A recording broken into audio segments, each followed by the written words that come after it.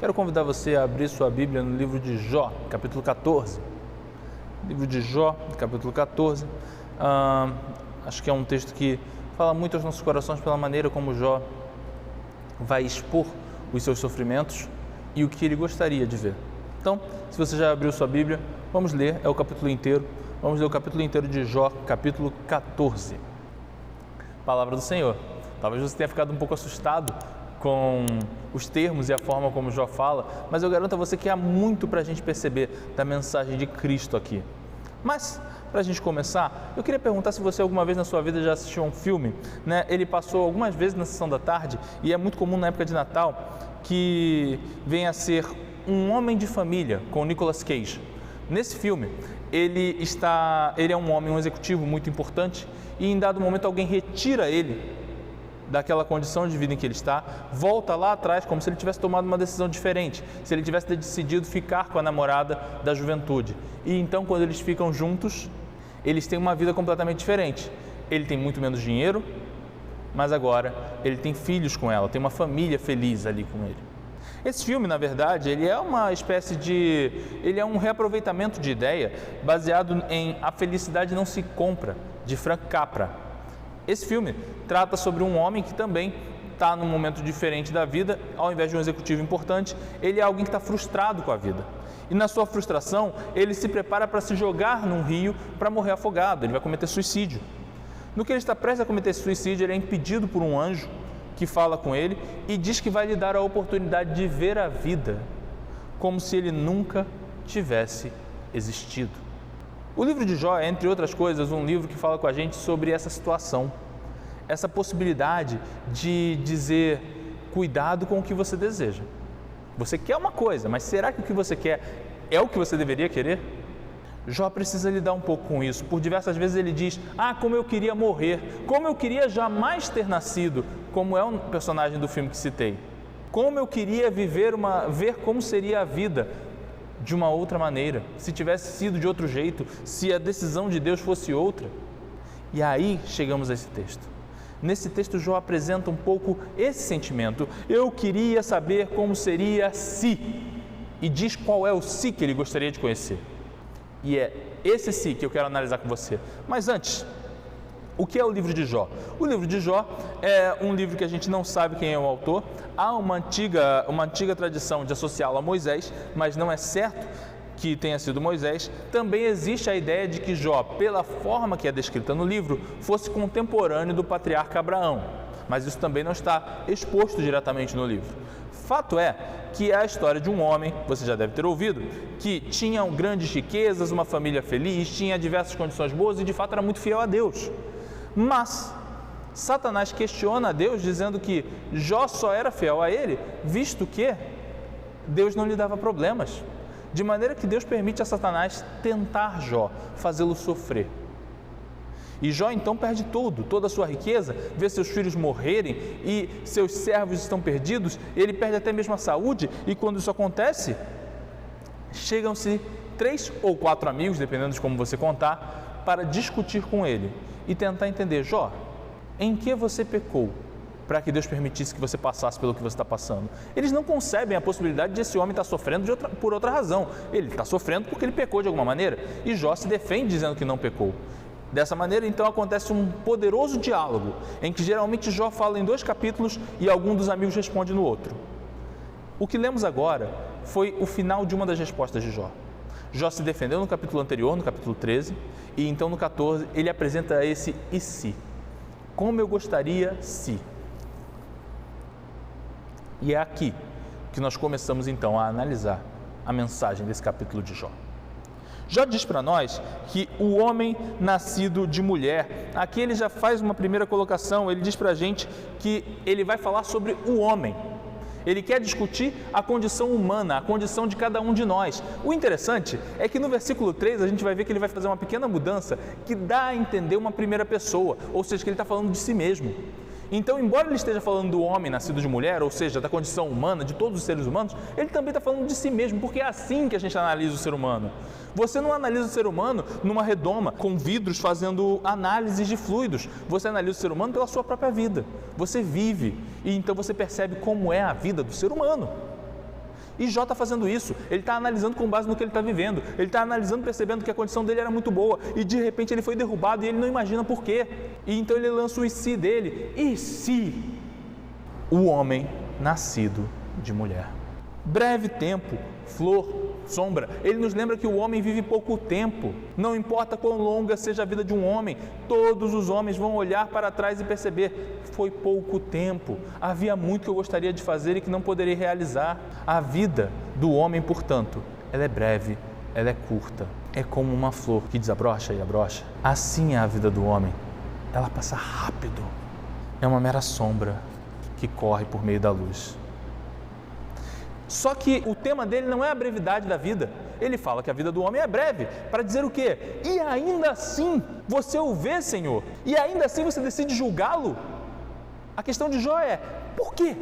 Por que tens de nos julgar? Não percebe que a minha vida já é curta o suficiente? Já é sofrida o suficiente? Eu não vou conseguir realizar tudo que eu gostaria de realizar? Por que você ainda tem que me julgar? Por que você ainda tem que vir e derramar toda a sua justiça sobre mim? E justo você, será que você não vê que você é aquele que tem os meus dias contados? Você sabe cada dia que eu vou viver. Então eu lhe pergunto: será que não poderias deixar eu ir? Não poderias fechar os olhos? Mas não, você tem cada dia meu contado, você tem cada pecado que eu cometeria em mente, conhecido, e ainda assim vem me julgar neste pequeno tempo que eu tenho para viver? Essa é a questão de Jó. E nesse e se dele, ele começa a dizer para a gente um exemplo muito bom desse e se. Ele diz: porque a árvore tem esperança. A árvore, mesmo quando ela é cortada, se você colocá-la de volta ali, ela pode voltar a viver.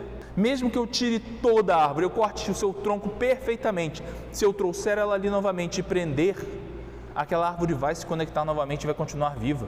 Ainda que não fosse esse o caso, ainda que eu retirasse tal árvore, mas outra árvore fosse colocada no lugar, elas poderiam se conectar e sobreviver. E ainda, uma outra árvore pode crescer daquela árvore que está morrendo, como diz, ao cheiro das águas. Ela cria vida de novo e permanece viva. E Jó diz: mas o homem não é assim, o homem morre. Essa é a condição com a qual todo homem tem que estar diante. Aquilo que torna todos os homens iguais. Todos os homens morrem. E essa é a condição de Jó. Jó sabe que vai morrer. Jó sabe que todos os homens morrem. E então eu te pergunto: por quê? Por que ainda tens que vir me julgar se não percebes que a minha vida é curta e que ela necessariamente vai acabar? E ainda assim sou julgado. E então ele diz: como o monte, assim é a esperança. O monte que se desfaz, as águas que passam por uma pedra até causarem tanta erosão que ela se desfaz completamente e não existe mais como pedra. E tantos outros exemplos que ele dá ali, sempre dando a entender: olha, as coisas vão se desfazendo ao longo da vida. E quantos de nós já não percebem que os nossos dias já não são mais como os dias de 10 anos atrás?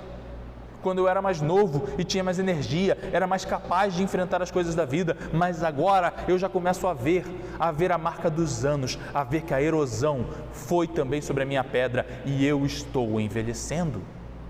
E quando eu percebo isso, aí eu preciso lidar com o fato de que meus dias estão acabando e o Senhor está me julgando, entende Jó?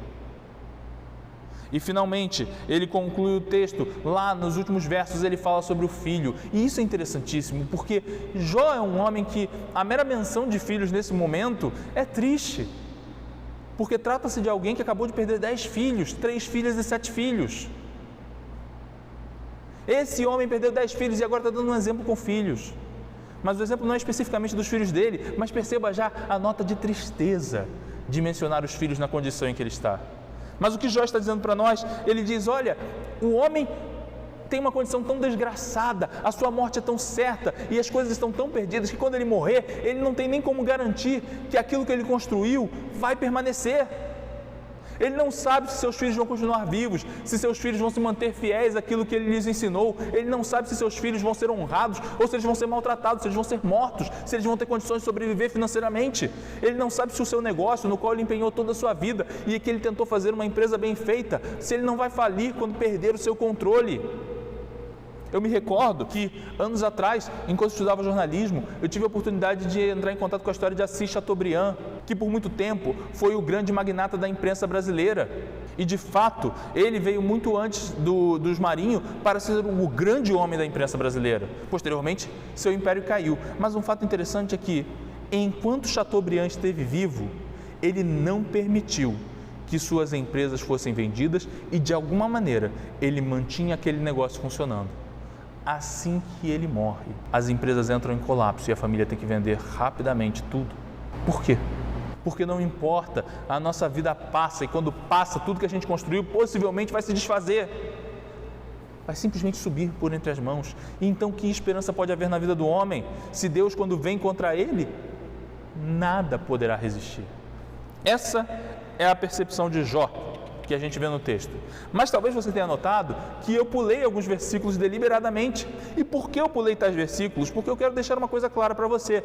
O texto também apresenta uma razão pela qual ter esperança. E na realidade é assim que nós devemos ler a Bíblia. Não bastaria que lêssemos o texto sagrado para então dizer: este é um texto que fala sobre a condição triste do homem e não há esperança. Sempre há esperança em Cristo. E há uma esperança apresentada nesse texto, ainda que o próprio Jó não seja capaz de perceber a esperança que ele está pronunciando.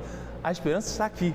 E nós vamos discutir um pouco sobre ela então. O que é o pedido de Jó? Vamos analisar o que Jó pediu, o que Jó está solicitando. Olha, eu queria que a sua ira fosse desviada de mim. Eu percebo que o Senhor está me esmagando, que o Senhor vem com a sua ira contra os meus pecados e tudo que eu queria era que você desviasse a sua ira, que você não colocasse toda essa ira sobre mim. Algum de vocês conhece essa promessa? Algum de vocês consegue imaginar a possibilidade de Deus desviar a sua ira de nós? Mas Jó prossegue, ele diz: como poderá Deus tirar coisa pura da imundícia que eu sou? Ele consegue perceber, eu sou imundo. Veja bem, ele estava se defendendo dizendo aos amigos que ele não tinha um pecado do qual se envergonhar, de maneira que Deus pudesse castigá-lo da maneira que está castigando. Entende Jó? Mas ainda assim ele sabe que o homem é coisa imunda, o homem é pecador desde o nascimento e tudo que nós fazemos é na direção do pecado, a não ser que o Espírito Santo de Deus nos mova por alguma graça. Se isso não acontecer, o nosso caminho é em direção ao abismo e cada vez mais cavando. É isso que nós fazemos, essa é a nossa natureza. E Jó está mostrando para nós que somos imundícia. Como seria maravilhoso se fosse possível tirar coisa pura, mas não dá, somos imundícia. E você sabe as promessas de Deus com relação a nos transformar, não sabe?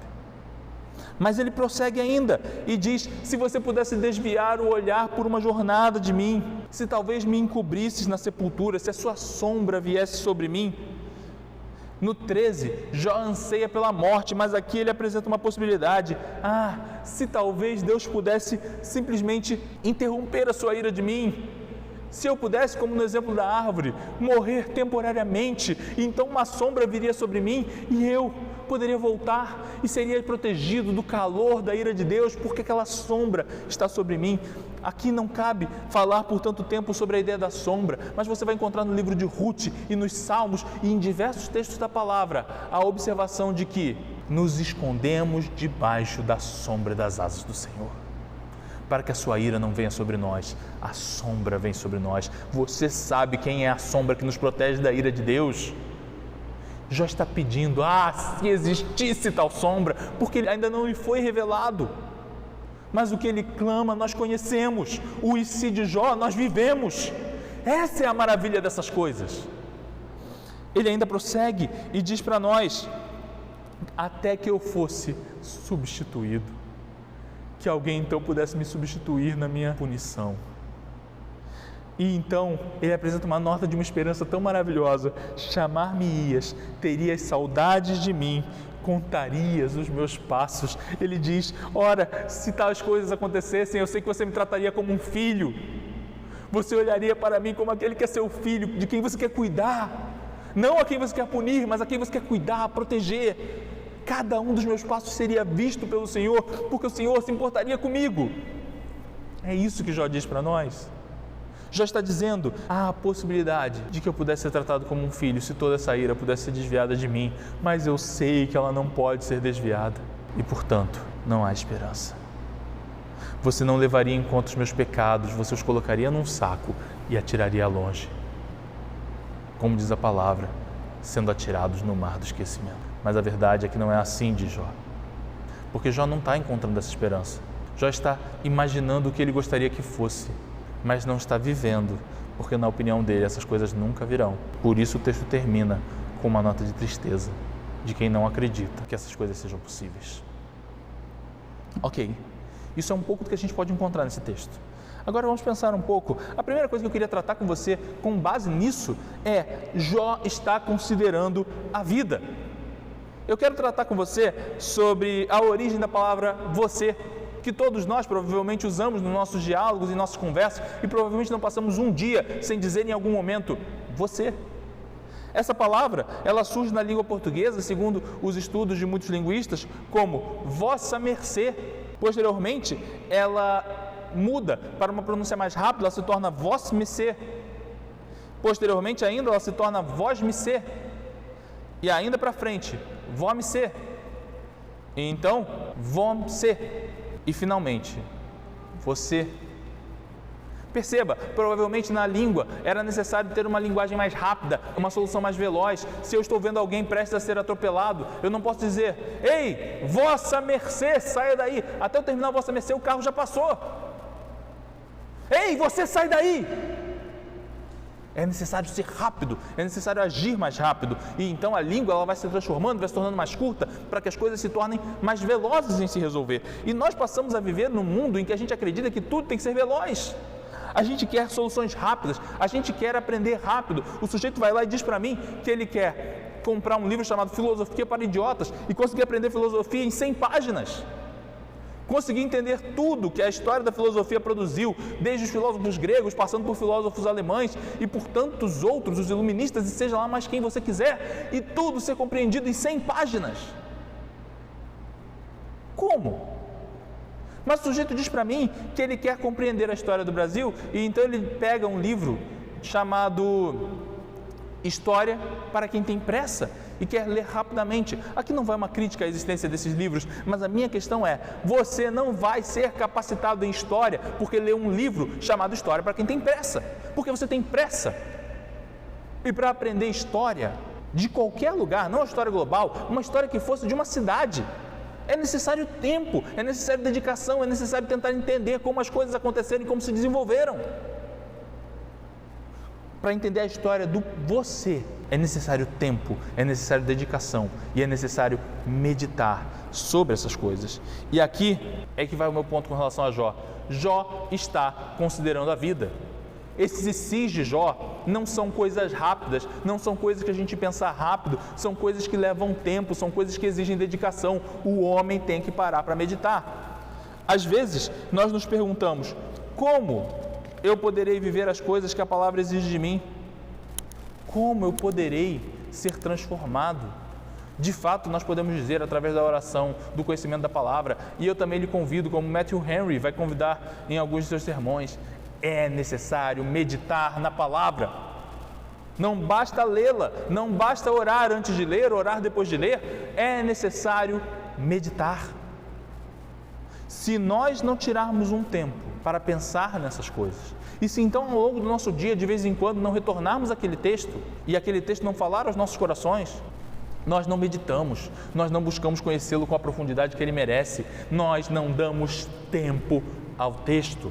Eu tenho conhecido que ele tem um costume que eu sempre achei ele maravilhoso, ele gostava de fazer a leitura devocional dele todos os dias e, ao término, ele escolhia o versículo que mais lhe falou ao coração e escrevia na mão, de maneira a ele lembrar aquele versículo todas as vezes que ele olhasse para a palma da própria mão. E vamos combinar, ao longo de um dia você olha bastante para a palma da sua mão, ainda mais se tivesse alguma coisa para chamar a sua atenção. E então ele fica o dia inteiro só pensando, mais uma vez meditando na mensagem daquele versículo que tanto lhe marcou no momento em que ele estava falando com Deus. Nós precisamos dar tempo e dedicação a conhecer a profundidade das coisas de Deus. O método de Deus para ensinar a Jó é interessante aqui. Ele ensina através de simples perguntas. Lá à frente, no livro de Jó, você vai ver que Deus faz uma série de perguntas para demonstrar a Jó a sua tolice. Mas mesmo aqui, nas perguntas de Jó, também Deus fala com Jó. E nós percebemos que esse método de fazer perguntas é muito útil para poder ensinar alguma coisa a alguém. Já tive a oportunidade de dar aula de inglês e algumas vezes de teologia. Eu sempre noto isso.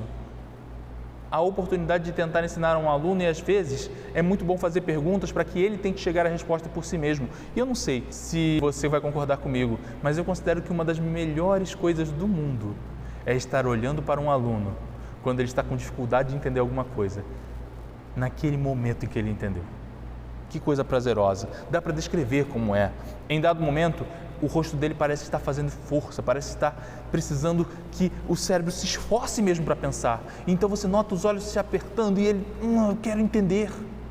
E então, de repente, os olhos se abrem como quem começa a perceber. E então vem o sorriso, a alegria de dizer, entendi, eu entendi. Talvez você nunca tenha vivido essa experiência como professor, mas eu duvido que você nunca viveu ela como aluno.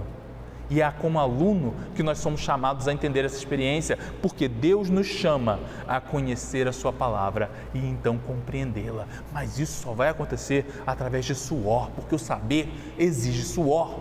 Você pode memorizar uma série de informações, mas você só vai de fato tê-las em mente para aplicá-las à sua vida quando você meditar nelas e compreendê-las de fato. E então, quando você as compreender de fato, em algum momento, você vai sorrir alegremente. Ore para que você leia a palavra e também para que você medite na palavra todos os dias da sua vida. Mas, irmãos, eu lhes digo mais, há mais ainda o que nós podemos perceber nessa história, porque afinal, e a árvore? E qual é o resultado da árvore? É estranho esse exemplo de Jó, não é? Se você prestar atenção, você vai reparar que ele nos recorda muito de Cristo. Mas vamos começar do ponto de Jó. Jó diz para nós assim, será que você não entende, Deus? A comparação da árvore, hein? Será que você não entende, Deus? Eu sou de carne, eu não sou tronco, em mim não há seiva, corre em mim sangue. Ele está dizendo, se o Senhor vier com toda a sua ira sobre mim, eu serei esmagado, porque não tem a menor possibilidade de eu resistir à sua ira, e eu não sou como a árvore, eu não posso ser cortado e passado um tempo crescer de novo. Se você me cortar, eu morro. É isso que queres fazer comigo? Queres me cortar? Queres me matar? Porque é isso que vai acontecer. E quando a gente está sofrendo, a gente olha para a vida um pouco assim, a gente olha e pensa, como eu posso resistir a essas coisas? Senhor, eu não aguento mais. Eu não aguento o que o Senhor tem me feito passar. Se o Senhor continuar a me esmagar, eu vou morrer. É assim que nós falamos no nosso sofrimento. Assim como Jó falou, nós falamos. Mas na carta aos Hebreus, nos é ensinado que nós temos um sumo sacerdote em Cristo. Alguém que padeceu das coisas que os homens padecem, sendo semelhante a nós em todas as coisas, exceto no fato de que não tinha pecado. E assim nós entendemos quem é a árvore. Ora, se Jó fala sobre a árvore sendo cortada, quem é a árvore? A árvore é Cristo, porque Cristo sim é o homem que foi cortado e ressuscitou. E assim como Ele ressuscitou, Ele nos chama a ressuscitar com Ele, porque Ele não morreu tão somente para morrer, mas Ele morreu não também para pagar por seus pecados, mas para pagar pelos nossos pecados. De modo que quando Ele morre, nós sabemos que morremos com Ele para ressuscitar com Ele. Então será que existe como a árvore? Existe alguém muito melhor do que a árvore? Existe Cristo, e em Cristo todos aqueles que creem serão ressurretos com Ele. E é por isso que é muito interessante quando nós dizemos a alguém, sim, ele está sofrendo, e o sujeito diz, sim, eu entendo. E então o que sofre responde, não, você não entende. Porque você não está vivendo o que eu estou vivendo. Eu me recordo de uma cena no filme Harry Potter, em que o Harry ouve o Ron reclamando sobre a possibilidade de seus pais morrerem em meio à revolução que está acontecendo. E então Harry diz, e você acha que eu não fico ouvindo? Eu sei o que você está sofrendo. E Ron responde, não, você não sabe, os seus pais estão mortos. E que dolorosa é a frase de um amigo para o outro. Mas perceba, para Ron, que está com medo dos pais morrerem, Harry não é capaz de compreender sua dor. Porque Harry já tem os pais mortos. Ele não tem medo dos pais morrerem. Ele sabe que os pais estão mortos. Só que a verdade é que é por essa razão que podemos encontrar em Cristo a resposta para todos os nossos sentimentos de sofrimento. O Cristo passou sede como nós passamos, Ele passou fome como nós passamos, Ele passou frio como nós passamos, Ele teve a dor de ser traído, como tantos de nós passam. Ele passou pela dor de perder os seus amados. Então, não é possível que digamos que, ora, você não entende. Sim, se nós levarmos ao Senhor todas as nossas ansiedades e todos os nossos medos, nós sabemos que Ele nos entende e encontraremos nele uma resposta para cada um dos nossos sofrimentos. Mas então você vai me dizer, não, há um sofrimento que tenho, que Ele não compartilha comigo, que é o sofrimento do arrependimento de um pecado. E quando me arrependo? Aí Ele não tem essa compartilha. Ele não compartilha conosco, porque Ele nunca pecou para se arrepender de um pecado. E você está correto, Ele jamais pecou para se arrepender de um pecado. E graças a Deus por isso, porque é exatamente assim que nós podemos encontrar nele a esperança. Nós olhamos para Ele e sabemos que naquele que não pecou, todos os meus pecados foram pagos e é por isso que eu posso me arrepender. É exatamente ali que está a sombra que Jó menciona. É uma sombra que desvia todo o furor de Deus. A ira de Deus não vem sobre nós, porque Cristo é a resposta. E ainda, podemos perceber nesse trecho daquilo que Jó fala, que o artista, em geral, ele ama a sua obra. Ele pode ter críticas à maneira como fez essa daqui ou aquela ali. Aquela ali é muito comercial, eu tive que fazer para pagar umas contas e tal. Mas no fim ele sempre encontra alguma coisa que ele aprecia no que ele faz. E principalmente ele ama o objeto da sua obra. Ou seja, o músico gosta de música. O escritor gosta de livros. O chefe de cozinha não pode dizer para você, eu na verdade não curto muito o amargo não, entendeu? Eu gosto mais do salgado e do doce. Não, o chefe de cozinha aprecia os sabores, porque o trabalho dele é justamente desenvolver sabores. Então ele gosta de comida e ele gosta de pensar em meios de fazer os sabores mudarem e se tornarem ainda mais interessantes. O fato é que todos esses exemplos são para dizer aquilo que Jó está colocando para nós. Deus ama a sua criação. E a que Ele mais ama é o objeto principal da sua criação, aquela a quem Ele deu autoridade sobre todas as outras coisas e a quem deu o mandato cultural para que cuidasse da criação que Ele mesmo fez. Ou seja, de fato, quando Jó fala sobre a possibilidade dele nos ver como filhos, uma vez que o pecado em nós é limpo através de Cristo, que se entrega e sofre toda a punição por nós, então agora nós somos perdoados. Então agora Ele de fato vai nos olhar como objeto da sua arte, como amados. Não, mais do que objetos, Ele nos vê como filhos. Somos filhos de Deus. E Ele conta os nossos passos e Ele conhece as nossas andanças, porque Ele nos ama. Então Jó fala isso como um e se. Então, e se tu me amarias? Mas a verdade é que nós podemos dizer isso com convicção. O Senhor nos ama. Todo aquele que é lavado e remido no sangue de Cristo é amado de Deus. E pode ouvir de Deus como Daniel ouviu: és muito amado. E essa é das palavras mais maravilhosas que nós podemos escutar em toda a nossa vida.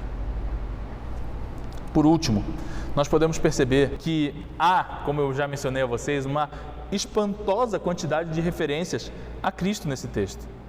E é engraçado, porque elas vêm para consolar Jó, embora Jó não saiba que está sendo consolado. Porque Jó ainda está reclamando, e na opinião dele essas coisas são só um e si, isso nunca vai acontecer. Mas esse é o princípio do consolo de Deus. Porque ali à frente ele plenamente será consolado, e todas essas perguntas vão encontrar uma resposta em Cristo. Portanto, o consolo de Jó está vindo, ele está a caminho, porque ele vai vir a esse mundo numa manjedoura no primeiro Natal. E é por essa razão que Jó então fala conosco, porque Jó está sendo consolado, embora ele mesmo não saiba. O consolo sempre demora, a gente começa a ser consolado quando a gente ainda não percebe que está sendo consolado. Tudo é sempre mais escuro antes de clarear. Então acredite no consolo que Deus tem enviado. E por quê? Porque isso, assim como esse texto é inspirado pelo Espírito Santo, o consolo também vem dele. O Espírito jamais abandona os seus crentes. Os crentes vão permanecer com o Espírito. Ora, é certo que alguns acreditam que o Espírito Santo seja uma força. e não alguém pessoal que poderia de fato estar do seu lado numa situação difícil. É também certo que alguns acham que o Espírito Santo é manipulável, de maneira que se eu orar de uma determinada maneira, se eu orar por mais tempo, se eu falar as palavras certas, como se fossem gatilhos que podem ser apertados para forçá-lo a uma ação, o Espírito Santo agirá de uma maneira que eu quero, como se eu pudesse controlá-lo. Se você acredita em alguma dessas coisas, meu irmão, eu te digo, arrependa-se, porque a posição cristã não é essa. A posição cristã, ela se coloca da seguinte maneira: o Espírito Santo é pessoal, ele é alguém, ele é uma pessoa, e mais especificamente, ele é uma das pessoas que compõem a divindade, ele é Deus. E Deus não é manipulável, eu não controlo Deus, eu não digo a Ele o que fazer, Ele me diz o que fazer. Nunca olhe para o Espírito Santo como se você pudesse controlá-lo, porque Jó não controlou. Jó apresenta o seu e si com pouquíssima esperança, apenas dizendo como eu gostaria que fosse desse jeito. Mas o Espírito está inspirando a palavra e inspirando o coração de Jó em consolo, para que Jó seja pouco a pouco transformado e consolado. Porque o Espírito age como Ele quer. Certamente Jó gostaria que o consolo já tivesse chegado, que fosse rápido. Na verdade não precisava nem de consolo, não precisava viver essa situação.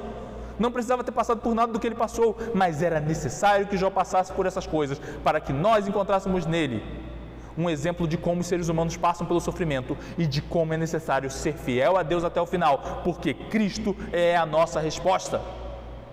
Então era necessário. O Espírito Santo não é controlado por você, e ele também não é uma força impessoal que não esteja com você. Ele está conosco e ele agirá da maneira que ele bem entender. Mas uma das coisas maravilhosas que nós encontramos na bênção apostólica é que uma das coisas que o Espírito faz é consolar, que é o que ele está fazendo com Jó. Como eu lhes disse, ele inspira esse texto, mas além de inspirar o texto, ele também consola aquele que pronuncia o texto, porque ele está consolando Jó. De fato, qual é o consolo do Espírito? O consolo do Espírito é apontar para Cristo. Sabe por quê? Porque é exatamente assim que ele consolou diversas pessoas ao longo da história bíblica. Quando ele inspira Davi a escrever o Salmo 22, o que ele está fazendo? Ele está consolando Davi, apontando para Cristo, aquele que viria para ser crucificado, conforme Davi está prevendo e falando no Salmo, que é a sua oração a Deus. Assim também, quando o próprio Cristo aparece diante da pária no deserto, diante de Agar. E então ela pode dizer: Tu és o Deus que me vê, porque é um Deus pessoal, um Deus que está conosco e um Deus que traz consolo nas horas difíceis, porque Agar está ali chorando e achando que tem que fugir de sua senhora, e ele tem que vir até ela para dizer: volta, porque eu vou cuidar de você e vou cuidar do seu filho. Volta, eu estou aqui. O Espírito consola em meio aos nossos sofrimentos, qual Jó está passando aqui, e geralmente ele consola dizendo: olhe para Cristo, e Ele será a resposta de todos os seus sofrimentos. Porque eu digo a vocês que Ele vai propondo aos nossos corações as perguntas certas, até que nós sejamos consolados. Ainda que no começo não pareça consolo, no fim Ele nos consolará, porque Ele nunca vai nos abandonar e a presença dEle vai nos transformar. Me recordo das palavras de C.S. Lewis em um livro muito bom e geralmente pouco conhecido, chamado Até que Tenhamos Rostos, em que sua personagem escreve essas palavras: terminei meu primeiro livro com as palavras sem resposta. Sei agora, Senhor, porque não me deste nenhuma resposta. Tu és a própria resposta. Diante do seu rosto, as perguntas desaparecem. Que resposta seria suficiente? Somente palavras, palavras para serem levadas para lutar com outras palavras. Eu te odiei por muito tempo, te temi por muito tempo. Eu poderia... E ali a personagem encerra, porque seriam só mais palavras. E agora, diante de quem ela está, não há mais palavras a dizer. Meus amados, um dia nós olharemos para Cristo. Há uma antiga canção que diz: ó profundo amor de Cristo. E na sua conclusão ela diz: ó profundo amor de Cristo, outro amor igual não há, que me leva até a glória, pois me leva até a Ti. O nosso grande anseio é olhar para Ele, porque no dia em que nós olharmos para Ele, todas as nossas perguntas não vão mais importar. Elas são muito importantes agora e é justo que você as faça. Não se preocupe, o Espírito Santo consola aqueles que perguntam. Mas em algum momento, quando nós olharmos para Ele, todas as perguntas vão desaparecer. Então eu te convido, olhe para Cristo desde já, comece a vê-lo, porque que visão sublime é a visão do Senhor Jesus. Gostaria de fazer algumas aplicações. Se você ainda não entregou sua vida a Jesus por diferentes razões, hoje é um ótimo dia. Se você ainda não o faz, separe um tempo do seu dia, ou pelo menos em uma semana, para ler a palavra e também tenha um tempo de oração. E uma vez que você consiga ter tal tempo, tire tempo para meditar nas coisas que Deus tem dito. Quando sofrer, compartilhe seus sofrimentos com Cristo em oração. Ele é fiel, Ele é amigo a ponto de dar a vida por nós. Seu Espírito nos consolará quando olharmos para Ele. Quando o peso da mão de Deus vier sobre você, lute para plenamente se arrepender do seu pecado, pois é necessário abandoná-lo. No entanto, também sei que essa é a luta de todos nós. Quando sentir o grande peso sobre você, arrependa-se, isso é necessário, mas uma vez arrependido, revista-se de Cristo. Ele será sombra poderosa e o calor da ira jamais chegará a você. Lembre-se, aqueles que têm entregue a sua vida a Cristo são amados de Deus. Não devemos ter uma opinião soberba de nós mesmos, nada fizemos por isso. Mesmo nos entregar a Ele, veio dele. Mas saiba que você é mais amado por Deus do que o artista ama sua própria arte. Quando, em meio às lutas, muitas forem as suas perguntas, lembre-se de Cristo, busque-o, pois Ele é a resposta de Deus. Anseie vê-lo e até as perguntas, já propostas e importantes, não mais importarão. Vamos orar?